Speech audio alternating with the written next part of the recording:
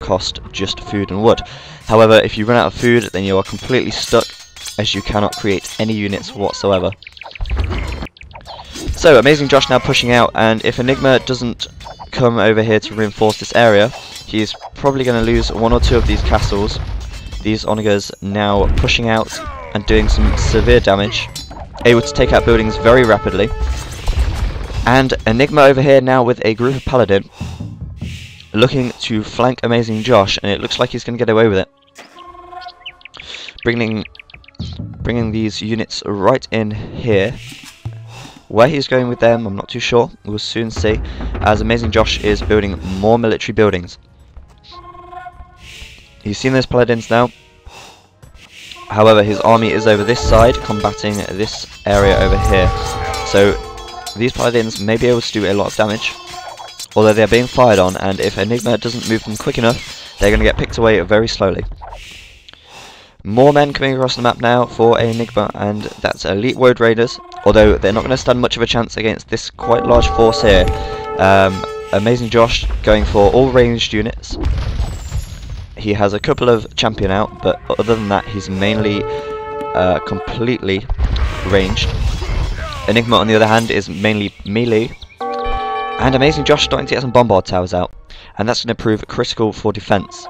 Not even the paladins can stand too much of a bombard tower attack.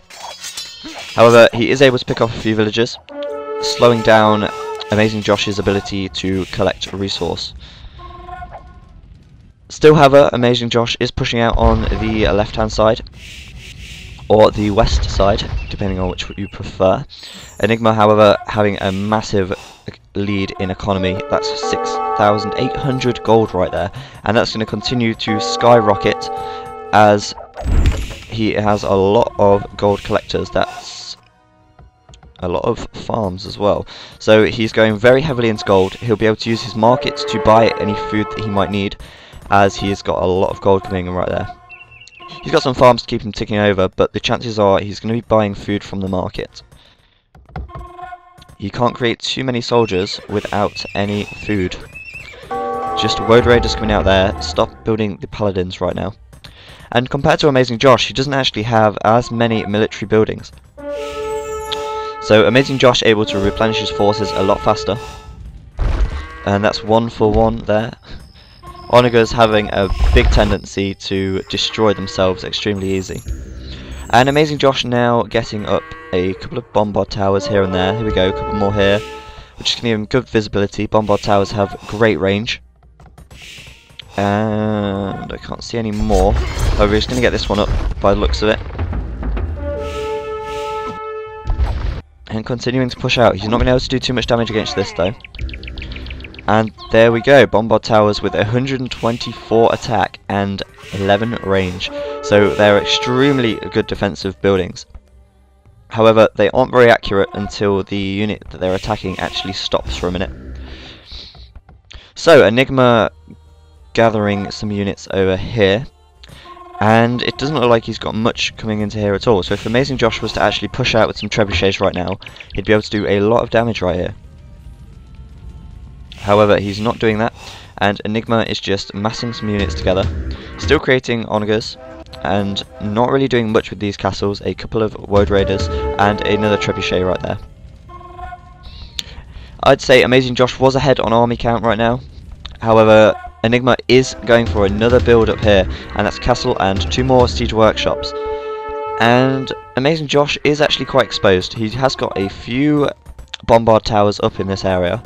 Not many, however, and with an attack with some trebuchets and enough paladin support, which it looks like Enigma is bringing in, he won't be able to defend this area at all, even with the bombard towers. They are outranged by trebuchets. So another bombard tower here, here, and here. Whether they're going to all get completed, actually there's loads of bombard towers coming up. He's going very, very defensive with them. In fact, he's using them more as a offensive building. If he can get enough up, Enigma isn't going to be able to stop them. Sending those halberdiers in there to clean up those villagers and do some damage. However, look, there we go. Just suicided 1 or 2 of those there from the siege onager fire. So Enigma just biding his time now. And this is where it really gets to the stalemate of the game. If one player cannot break this stalemate, then the game is likely to last for hours, or until the resources on the map have run out. So it's always important to try and get an early upper hand on your opponent when possible. However, Enigma does look to be slightly ahead here. He has got a larger economy rolling. He's got a load of idle villagers there. I don't know whether they've got anything to transfer onto. Farms would be a good idea. However, he's probably not realised that they're idle, as his attention would be drawn to this area and this area here. So, looking to push out very soon, I believe. He's just built another couple of siege workshops there, and that's quite a large force. Amazingjosh doesn't really have anything to combat this. These elite war wagons are going to be picked off fairly easily by the paladins. However, he does have a few bombard towers to protect himself and a couple of castles. And these castles, surprisingly, still standing. Amazingjosh just slowly being picked away there, with a 5 bombard tower garrison. Yes, everyone knows to use that tactic. Of course, if you have bombard towers available to you, there is no reason not to use them. A lot of people have said they're imbalanced, however they can be taken out fairly easily if you get a good surround on them with the paladins. Although, saying that, his army count is going to be severely reduced here, as he's most likely going to lose all of these units. He is bringing in a couple of siege rams though, and if Amazingjosh doesn't break through here and get up to his main Enigma's main base, then Enigma is going to pick away at this very slowly. Here we go, 3 rams coming in now, another 3 being created there, another 2 coming in here, and no more queued up in that section there. So these siege rams, if they are not taken out successfully, they will be able to rip through Amazingjosh's base, and it doesn't look like he's doing much to bring his soldiers over to the other side. Still concentrating on this area here. It looks like he might just take this castle, and one more hit there and he'll be able to do that. It looks like that castle is going down. And no, it's not, surprisingly. Yes, it is. There we go. So Enigma has got just 1 castle left in this area.